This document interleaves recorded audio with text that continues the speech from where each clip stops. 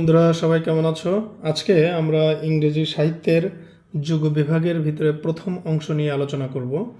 আজকে আলোচনাটা খুবই সংক্ষেপে করব এবং এমনভাবে আলোচনা করব যাতে এখান থেকে বিসিএস পরীক্ষা সহ যে কোনো চাকরির পরীক্ষায় যেভাবেই প্রশ্ন আসুক না কেন আমরা যেন সহজেই উত্তর করতে পারি। আমরা একটু গল্প আকারে এই প্রাচীন যুগ যেটা ইংরেজি সাহিত্যের old English period or Anglo Saxon period এটি আমরা আলোচনা করব। আমরা ওল্ড ইংলিশ পিরিয়ড বা অ্যাংলো স্যাক্সন পিরিয়ড বলতে বোঝায় 450 থেকে 1066 সালের ভিতরে যে ঘটনা বা যে সময়টুকু তাকে আমরা অ্যাংলো স্যাক্সন অথবা ওল্ড ইংলিশ পিরিয়ড বলে থাকি।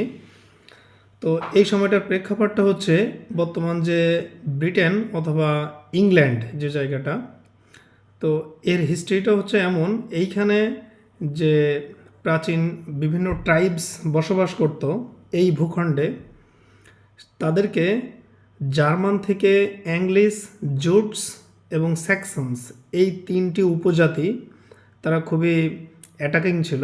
তারা এক সময় এইখানে আক্রমণ করে, সেটা হচ্ছে 5th সেঞ্চুরির দিকে। যখন তারা এখানে আক্রমণ করে তখন এইখানকার ট্রাইবদের ভিতরে অ্যাংলিশ, জুটস এবং স্যাক্সনস এদের একটি প্রভাব এখানে বিস্তার হওয়া শুরু করে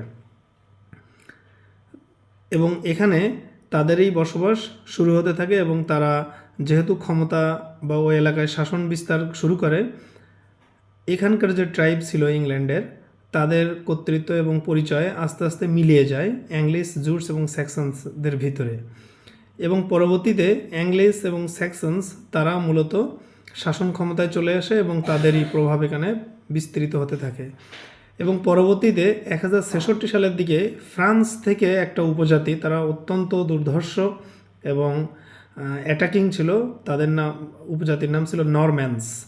ফ্রান্সের যে নরম্যান্ডি নামক একটা জায়গা আছে, এই নরম্যান্ডি থেকে এই নরম্যান্স উপজাতিরা তারা হচ্ছে ইংল্যান্ডে অর্থাৎ বর্তমান এখানে আক্রমণ শুরু করে এবং এই যে তিনটি উপজাতি আগেই ছিল অ্যাংলিশ, জুটস এবং স্যাক্সনস, এদের ভিতরে নরম্যান্সরাও এখানে অ্যাটাক করে তাদের এখানে বসবাস শুরু করে এবং পরবর্তীতে অ্যাংলিশ এবং নরম্যান্স এদের প্রভাবটা বেশি বিস্তৃত হতে থাকে। তো তখন আমরা আরেকটা পিরিয়ড দেখব, অ্যাংলো নরম্যান পিরিয়ড, এবং 1066 পরে। তো 1066 সাল পর্যন্ত অ্যাংলিশ এবং স্যাক্সনস এই দুটি উপজাতির প্রভাবটা এই ইংল্যান্ডে মূলত বেশি বিস্তৃত হতে থাকে। তো এই সময়ে আমরা যদি দেখি যে কারা মূলত লেখক ছিল, খুব একটা রিটেন হিস্ট্রি পাওয়া যায় না। তো যেটুকু পাওয়া যায় তার ভিতরে রাইটার হিসেবে মূলত ক্যাডম্যানের নামটা বেশি চলে আসে এবং একজন ঐতিহাসিক ছিলেন, তার নামটা এটা পাওয়া যায় বেদে। এই দুইজন ছাড়া মূলত তাদের আর কোনো রিটেন ডকুমেন্টস কারো খুব একটা পাওয়া যায় না। তো ওই সময় যে লেখাগুলো মূলত পাওয়া যায় তার ভিতরে বেশ প্রমিনেন্ট আছে 3টা বা 4টা। তো সেটা আমরা একটু এখানে দেখে নেই। বিওলফ, এটা আননোন একজন রাইটার, কে লিখেছেন এটা মূলত এখনও পাওয়া যায় না এবং ওই সময় ম্যাক্সিমাম লেখাই ছিল ওরাল, এগুলো রিটেন তেমন কিছু ছিল না। এটা পরবর্তীতে লেখা হয়েছে, সবগুলো মৌখিক গল্প কাহিনী আকারে ছিল। তা বিওলফ খুবই অ্যাডভেঞ্চারাস এবং একটি এপিক, এটা এখনও খুবই প্রমিনেন্ট এবং বিভিন্ন ইউনিভার্সিটিতে এটা পড়ানো হয়। 2টা কবিতা রয়েছে, একটা ওয়ান্ডারার, একটা সি ফেইরার, এই 2টি পোয়েম রয়েছে। আর একটা প্রোস রয়েছে, দ্য অ্যাংলো স্যাক্সনস ক্রনিকল, এই নামে একটি প্রোস গদ্য রয়েছে। এই মূলত এই চারটি নাম যদি মনে রাখা যায় তাহলে যে কোনো পরীক্ষায় এখান থেকে কমন আসে, এর বাইরে খুব একটা আসে না। আর এই সময় লেখার ফিচার্স যদি এই যুগের আসে তাহলে আমরা 3টা-4টা নাম মনে রাখবো। এই সময়ে লেখা ছিল হিরোইক, খুবই হিরোইজম ছিল, অ্যাডভেঞ্চারাস ছিল, স্যাভেজারি ছিল, প্যাগানিজম ছিল।